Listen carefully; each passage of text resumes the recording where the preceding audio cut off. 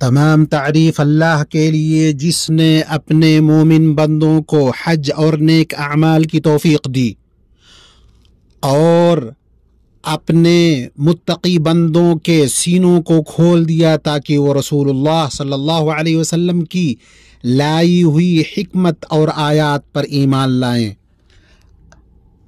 اپنے احباب کے دلوں سے گمراہیوں اور جہالت کے پردے کو ہٹایا۔ میں گواہی دیتا ہوں کہ ایک اللہ کے سوا کوئی حقیقی معبود نہیں، اس کا کوئی شریک نہیں، ایسی گواہی جس سے درجات کی بلندی اور جنتوں میں دخول کی امید کرتا ہوں، اور میں گواہی دیتا ہوں کہ ہمارے نبی محمد اللہ کے بندے اور رسول ہیں، معجزات والے ہیں۔ اللہ درود و سلام نازل کر اپنے بندے اور رسول محمد پر، ان کے بلند ہمت آل و اصحاب پر اور بہت زیادہ سلامتی ہو۔ اما بعد، اے لوگو، اللہ سے کما حقہ ڈرو، خلوت و سرگوشی میں اسی سے خوف کھاؤ، اور جان لو کہ انسان کی زندگی کے 4 حالات ہوتے ہیں، یا تو وہ اطاعت میں ہوتا ہے تو اس پر کاربند رہے، یا تو وہ معصیت میں ہوتا ہے تو استغفار کرے، یا وہ نعمت میں ہوتا ہے تو شکر ادا کرے، یا آزمائش میں ہوتا ہے تو صبر کرے۔ اللہ کے بندو، ہم اسلام کی نعمت، امن و خوشحالی اور اس بات پر اللہ کی حمد بیان کرتے ہیں کہ اس نے حج زندگی میں صرف ایک بار فرض کیا، بار بار نہیں، اور اس کی تعریف کرتے ہیں کہ اس نے بیت اللہ کے حاجیوں پر کرم کیا، کوئی یکسو ہو کر صرف اسی کی عبادت کرے، اس کے سوا کسی اور کی نہیں۔ اللہ خادم حرمین شریفین اور امانت دار ولی عہد اور ان کے ہدایت یاب حکومت کو اسلام اور مسلمانوں کی طرف سے بہترین اور پورا بدلہ دے۔ اللہ کے بندو، یہ ہمارا دن ان فضیلت والے گنتی کے ایام میں سے ہے جن کا ذکر اللہ نے اپنی کتاب عزیز میں کیا ہے، اور اللہ تعالی کی یاد ان گنتی کے چند دنوں میں کرو۔ 2 دن کی جلدی کرنے والے پر بھی کوئی گناہ نہیں، اور جو پیچھے رہ جائے اس پر بھی کوئی گناہ نہیں، یہ پرہیزگار کے لیے ہے۔ گنتی کے دن عید کے بعد ایام تشریق کے 3 دن ہیں، کیونکہ ان کی خصوصیت اور شرف ہے۔ اسی طرح حج کے بقیہ اعمال انہی میں انجام پاتے ہیں۔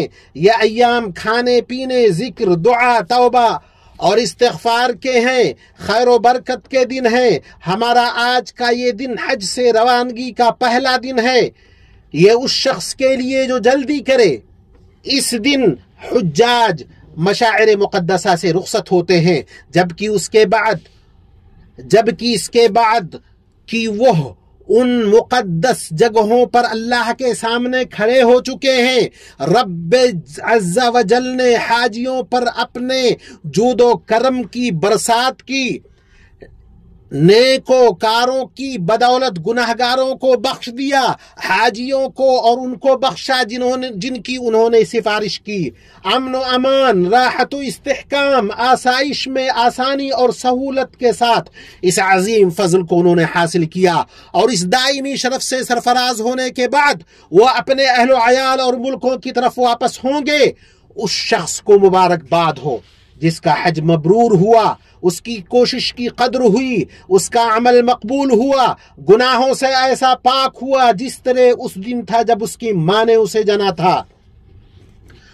وہ اللہ کی خوشنودی اور رحمت سے کامیاب ہوا۔ چنانچہ یہ سب سے بڑی نعمت ہے جس کا شکر کرنا اور جس کی حفاظت کرنا ضروری ہے، کیونکہ نعمت کا بدلہ صرف شکر ہے، توفیق کا بدلہ صرف بھلائی سے بہراور ہونا اور استقامت ہے، مغفرت کا بدلہ صرف عمل صالح کی کثرت اور اللہ کے لیے عمل کو خالص کرنا اور اللہ وحدہ لا شریک لہ سے دل کو جوڑنا۔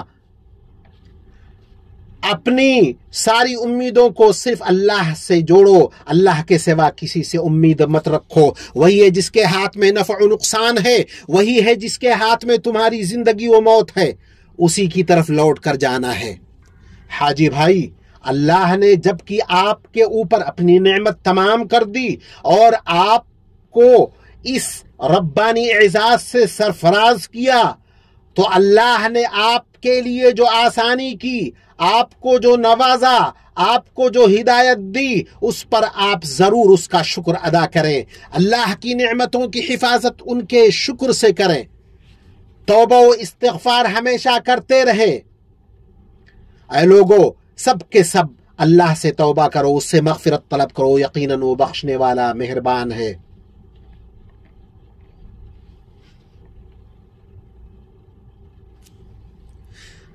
تمام تعریف اللہ رب العالمین کے لیے ہے، بہتر انجام متقیوں کے لیے، اور سرزنش صرف ظالموں پر ہے۔ اور درود و سلام نازل ہو انبیاء اور رسولوں میں سب سے معزز ہستی محمد پر اور ان کے تمام آل و اصحاب پر۔ اما بعد، میں آپ کو اور خود کو اللہ کے تقوی اور دین اسلام اور اس کی تعلیمات کو مضبوطی سے تھامنے کی نصیحت کرتا ہوں۔ بئیں طور کی 5 نمازیں پڑھو، 1 مہینہ کا روزہ رکھو، اپنے حاکم کی اطاعت کرو، تو اپنے رب کی جنت میں داخل ہو جاؤ گے۔ مکارم اخلاق پر کاربند رہو، پاک دامن رہو تاکہ تمہاری بیویاں پاک دامن رہیں۔ اپنی نگاہیں نیچی رکھو، اپنی بیویوں کے سوا اور اپنی شرمگاہوں کی حفاظت کرو، اور پاک دامن بھولی مومن عورتوں پر تہمت لگانے سے بچو۔ اپنے والدین کے ساتھ حسن سلوک کرو، اپنے رشتہ داروں کو جوڑو، اور اس طرح پاکیزہ دلوں میں روحانی طور پر یہ تعلیمات سرایت کر جائیں گی۔ اور درود و سلام بھیجو بشیر و نذیر اور روشن چراغ پر۔ آئے اللہ درود و سلام اور برکت نازل کر محمد صلی اللہ علیہ وسلم پر۔ اے اللہ خلفائے راشدین ابو بکر، عمر، عثمان اور علی سے راضی ہو جا، اور بقیہ تمام صحابہ طیب و طاہر اہل بیت سے بھی۔ اے اللہ اپنی مہربانی اور احسان سے ان کے ساتھ ہم سے بھی راضی ہو جا۔ اے اللہ اسلام اور مسلمانوں کو عزت دے، دین کے قلعے کی حفاظت کر۔ اللہ ہمیں اپنے وطنوں میں امن سے نواز، ہمارے اماموں اور حکام کی اصلاح کر، اور حق سے ہمارے امام اور حاکم خادم حرمین شریفین کی مدد فرما۔ انہیں اور ان کے ولی عہد کو توفیق دے جس میں بھلائی اور عباد و بلاد کی بہتری ہو، اور انہیں ان خدمتوں کا بہترین بدلہ دے جنہیں وہ بیت اللہ کے حجاج کی خدمت میں اور ہر جگہ کے مسلمانوں کے تئیں کر رہے ہیں، جن کی شہادت دوست و دشمن سب دے رہے ہیں۔ اے اللہ مسلمانوں کے تمام حکام کو تیرے کتاب پر عمل اور تیرے نبی محمد صلی اللہ علیہ وسلم کی سنت کے اتباع کی توفیق عطا کر۔ اے اللہ ہم سے اور بیت اللہ الحرام کے حاجیوں سے قبول فرما، اور اجر و ثواب میں ہمیں ان کے ساتھ اٹھا، ان کے حج کو مبرور کر، ان کی کوشش کی قدر کر، انہیں ان کے اہل و عیال اور اوطان کی طرف سلامتی اور فائدے کے ساتھ لوٹا دے۔ یقیناً تو ہر چیز پر قادر ہے اور دعا قبول کرنے والا ہے۔ اور اے اللہ مومن مرد و عورت اور مسلمان مرد و عورت سب کو بخش دے، تو دعاؤں کو سننے والا اور قبول کرنے والا ہے۔ اللہ کے بندو، اللہ عدل، احسان اور صلہ رحمی کا حکم دیتا ہے، بدی و بے حیائی اور ظلم و زیادتی سے منع کرتا ہے، اور تمہیں نصیحت کرتا ہے تاکہ تم سبق لو۔ اللہ عظیم کو یاد کرو، اللہ تمہیں یاد کرے گا۔ اس کی نعمتوں اور نوازشوں پر شکر ادا کرو، اللہ تمہیں زیادہ دے گا، اور اللہ کا ذکر سب سے بڑا ہے۔